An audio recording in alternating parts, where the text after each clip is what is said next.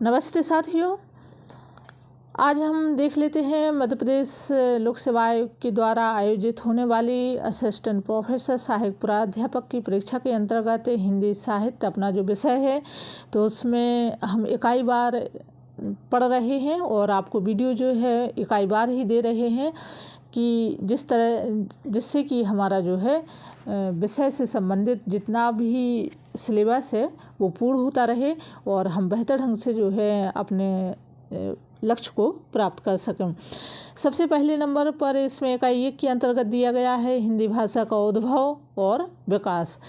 भाषा विज्ञान की दृष्टि से यदि हम देखें तो भाषा के 4 अंग या तत्व होते हैं।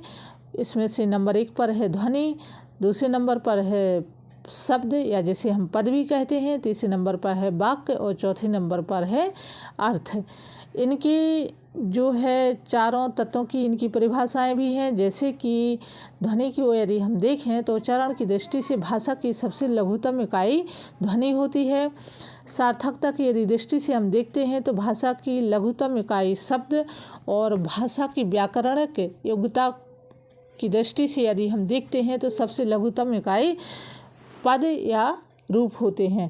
भाषा की पूर्ण सार्थक इकाई को हम वाक्य कहते हैं। तो इस तरह से हमारी जो हिंदी है उसका स्वरूप है कि सर्वप्रथम वर्ण को मिलाकर के सार्थक वर्णों के मेल से बनते हैं शब्द। सार्थक शब्दों के संयोजन से वाक्य का निर्माण होता है और वाक्य के ही जो है अर्थ निकल करके आते हैं। हिंदी भाषा के उद्भव के संबंध में हमें वही जानकारी लेना है जो हमारी परीक्षा की दृष्टि से उपयोगी हो और बाकी हम अन्य ज्ञान और विस्तार तो हम बाद में भी पढ़ते रहेंगे। तो सबसे पहले नंबर आइए हम देखते हैं कि हिंदी भाषा का उद्भव एवं विकास की प्रारंभिक स्थिति और जो हिंदी के विशेषज्ञ थे, मर्मज्ञ थे, उन्होंने हिंदी के संबंध में क्या क्या अपने विचार दिए हैं। खड़ी बोली हिंदी का उद्भव शौर्सैनी अपभ्रंश से हुआ है। ये आपको ज्ञात होना चाहिए कि खड़ी बोली हिंदी का उद्भव जो है शौर्सैनी अपभ्रंश से हुआ है। किंतु यदि उसे पश्चिमी हिंदी, पूर्वी हिंदी की 8 बोलियों का प्रतिनिधि माना जाए तो हिंदी का उद्भव काल मोटे रूप से 8वीं शताब्दी के लगभग माना जा सकता है। वैसे तो हिंदी के कुछ रूप पाली में भी मिलते हैं। प्राकृत काल में उनकी संख्या और भी बढ़ गई तथा अपभ्रंश काल में ये रूप 40% से भी अधिक हो जाते हैं। किंतु हिंदी भाषा का वास्तविक आरंभ 8वीं शताब्दी से ही हो सकता है, ऐसा विद्वानों ने माना है। क्योंकि इसमें भी कई मतभेद हैं, अलग अलग विद्वानों ने अपना जो समय सीमा है वो अलग अलग निर्धारित की है। तो हमें देखना है कि अन्य विद्वानों ने इसके संबंध में क्या अपने विचार दिए हैं। आचार्य धीरेन्द्र वर्मा ने हिंदी भाषा का उद्भव 1000 ईसा पूर्व के लगभग स्वीकार किया है। परवर्ती अधिकांश भाषा शास्त्री इस तथ्य से सहमत हैं। कुछ उत्साही अनुसंधानकर्ताओं ने यह सिद्ध करने का प्रयास किया है कि 1000 ईस्वी के पूर्व ही हिंदी का प्रारंभिक रूप मिलता है। डॉक्टर पीताम्बर दत्त बड़वाथवाल अनुमान है कि हिंदी का जो उद्भव है सन 778 ईस्वी के पूर्व से ही हिंदी बोली जाती रही होगी। डॉक्टर रामकुमार वर्मा, महापंडित राहुल शंकरत्यायन और ठाकुर शिव सिंह सेंगर ने 7वीं सदी ईस्वी पूर्व की कविता में हिंदी भाषा के शब्दों के प्रमाण प्रस्तुत किए हैं।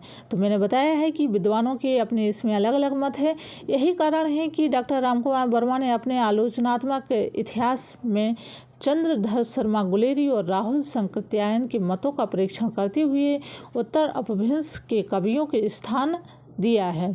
अतः निम्नांकित तथ्य प्रकाश में आते हैं। तो देखिए महत्वपूर्ण जो बिंदु है इनको हमें याद करना है, पढ़ना है और आप वीडियो पॉज करके इसको पढ़ भी सकते हैं। नंबर 1 पर दिया है कि विद्वानों का एक वर्ग हिंदी भाषा का उद्भव लगभग 1000 ईस्वी स्वीकार करता है।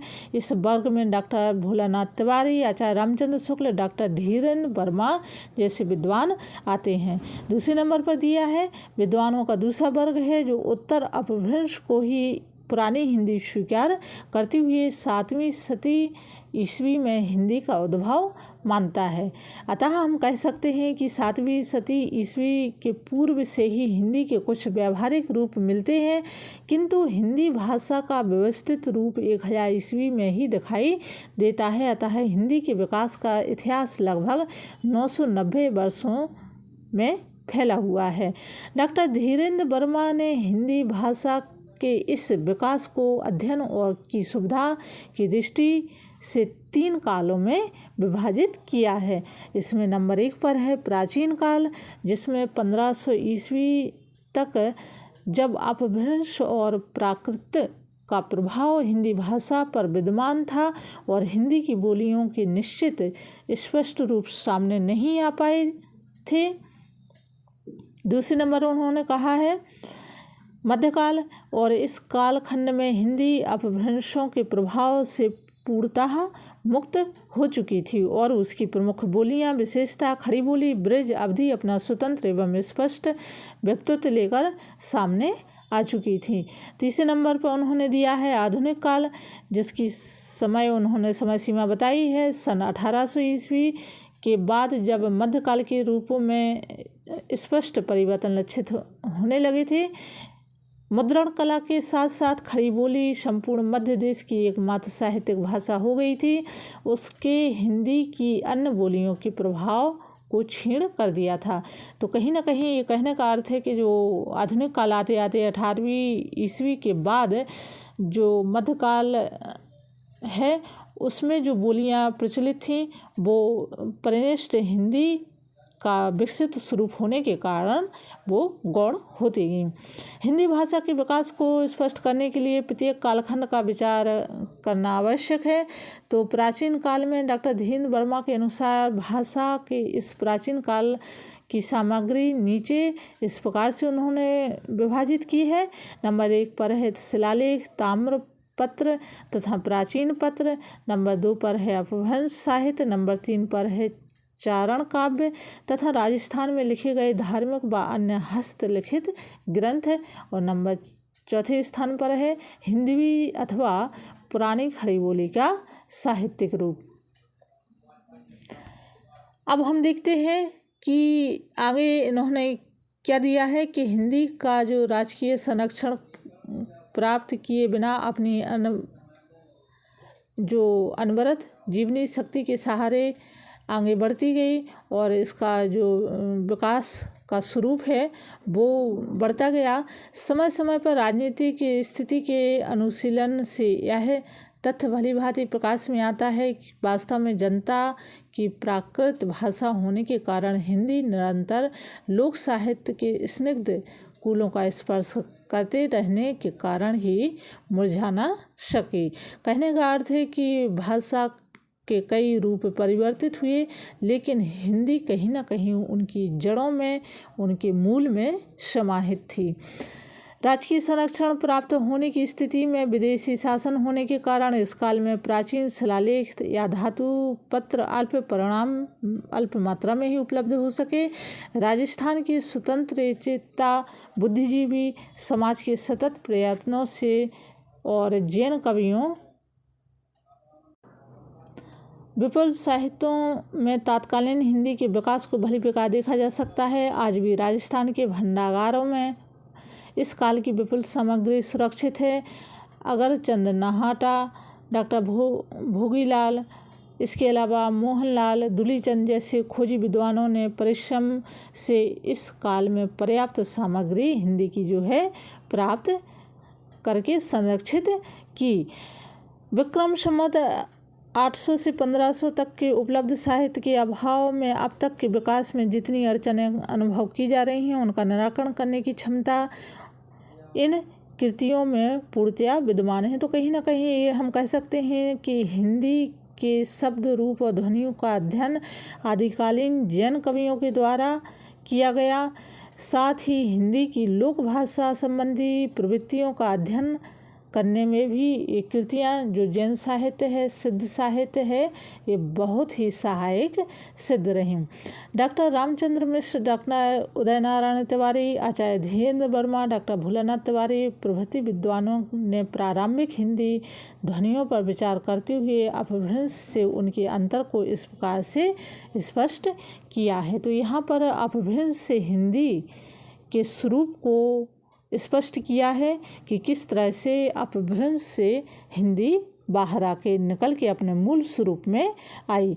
अपभ्रंश में केवल 8 स्वर थे और ये 8 स्वर यहाँ पर ये आपकी दिए हैं कि कौन कौन से 8 स्वर थे। तो ये बहुत ही महत्वपूर्ण प्रश्न यहाँ पर निकल के आ रहा है कि अपभ्रंश में कितने स्वर माने गए हैं। तो ये आपको याद रखना है कि अपभ्रंश में 8 स्वर माने गए हैं, जबकि प्रारंभिक हिंदी में 2 नए स्वर आए और विकसित हुए। प्रारंभिक हिंदी में नए व्यंजन ड़ा, ढ़ विकसित हो गए। संस्कृत, पाली, प्राकृत और अपभ्रंश के स्पर्श व्यंजन च, छ, ज, झ हिंदी में आकर स्पर्श संघर्षी ध्वनि हो गए। संस्कृत अपभ्रंश में दंत ध्वनियाँ आदिकालीन हिंदी में वर्चस्व हो गई। अगला पॉइंट इसमें दिया है कि अपभ्रंश में संयुक्त व्यंजन नह, मह, लह हिंदी के मूल व्यंजन हो गए, यथा न, म, ल। इसके अतिरिक्त तो कुछ नए संयुक्त व्यंजन भी हिंदी में आ गए। कदाचित फारसी संस्कृत के शब्दों के आ जाने से ऐसा हुआ होगा। अपभ्रंश के संयोगात्मक रूपों में हिंदी ने पूरी तरह से ठुकरा दिया। जो अपभ्रंश के संयोगात्मक रूप थे वह हिंदी में आकर के जो है विलुप्त हो गए। उसकी जगह हिंदी के वियोगात्मक रूपों का प्रधान हो गया। 7वां पॉइंट इसमें दिया है कारक चिन्हों तथा सहायक क्रियाओं का प्रयोग भी हिंदी में काफ़ी होने लगा। 8वां पॉइंट है हिंदी की वाक्य रचना व्यवस्थित हुई और शब्द क्रम जो है सनेह सनेह निश्चित होने लगे। 9वां पॉइंट है नपुंसकलिंग एक सीमा तक अपभ्रंश में व्यवहृत था, हिंदी में उसे पूर्णतः स्वीकृत कर दिया। केवल 2 ही लिंग रह गए, स्त्रीलिंग और पुल्लिंग। अपभ्रंश भाषा के व्याकरणिक रूप धीरे धीरे लुप्त हो गए। आदिकालीन जो अंतिम चरण में हिंदी अपभ्रंश को पूरी तरह से मुक्त और समर्थ हो गई।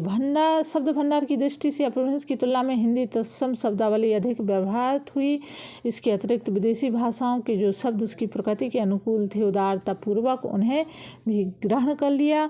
इसके साथ ही इस कालखंड में साहित्य के मुख्यतः राजस्थानी, डिंगल, मैथिली, ब्रज, अवधी, पुरानी खड़ी बोली का प्रयोग मिलता है। प्रारंभ में पुरानी पश्चिमी हिंदी और गुजराती में कहीं कहीं बोली जाने वाली अध्येताओं ने हिंदी के अंतर्गत जो है परिगणित नहीं किया, यानी कि उसकी गिनती नहीं की, किंतु पाश्चात्यकालीन अनुसंधानकर्ताओं ने इसमें जो है इसका प्रयोग आ चुका था। ये समस्त रचनाएं आदिकालीन हिंदी साहित्य की संपत्ति है। इस काल के प्रमुख हिंदी साहित्यकार गोरखनाथ, विद्यापति, सरहपाद, नरपति नाल, चंद्रवरदाई, कबीर आदि हैं।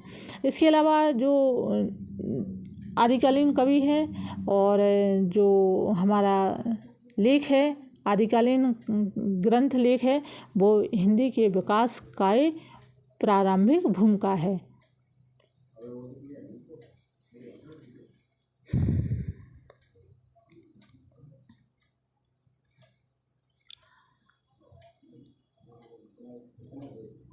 ये आपको मैंने जो हिंदी की प्रारंभिक स्थिति है उसके बारे में ये वीडियो था।